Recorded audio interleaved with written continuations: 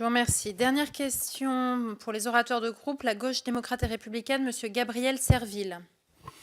Madame, Monsieur les ministres, Madame, Messieurs les rapporteurs, Mesdames, Messieurs, chers collègues, permettez d'abord que je me réjouisse des annonces faites par le président de la République qui s'est engagé vendredi à Cayenne à ce que soit rapidement réduit à 2 mois pour la Guyane le versement de l'allocation demandeur d'asile, que soient également simplifiées les procédures d'expulsion des ressortissants étrangers qui usent du droit d'asile pour échapper aux mesures d'éloignement et que soit conditionné à 15 ans de présence sur le territoire le versement du RSA à l'instar de ce qui se fait déjà à Mayotte.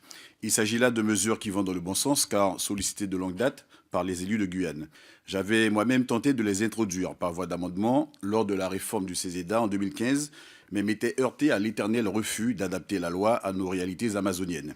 Ceci dit, il n'est jamais trop tard pour bien faire et j'espère que nous aurons à discuter rapidement de ces modifications législatives afin de juguler le flux de personnes arrivant illégalement sur le territoire guyanais, car aujourd'hui, nous ne sommes plus capables de les accueillir dans des conditions dignes d'humanité.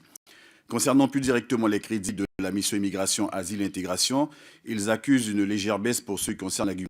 C'est plutôt alarmant puisque le déménagement de l'antenne de l'OFPRA anti-Guyane à Cayenne aurait dû logiquement s'accompagner de transferts de crédits, ce qui n'est manifestement pas le cas.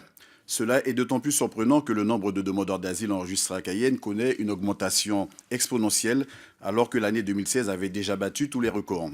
Pour éclairer l'analyse de la représentation nationale, je rappelle que ramené à la population, le nombre de demandeurs d'asile est de 1 pour 1000 en France hexagonale lorsqu'il est de 80 pour 1000 en Guyane, soit un rapport de 1 à 8. Vous comprendrez, Monsieur le ministre, qu'en l'état, je ne puisse être favorable à ce budget, à contrario, et je tiens à le préciser, de mes collègues du groupe GDR, qui, eux, s'inquiètent au contraire profondément de la trajectoire que le gouvernement imprime à sa politique à l'égard des migrants.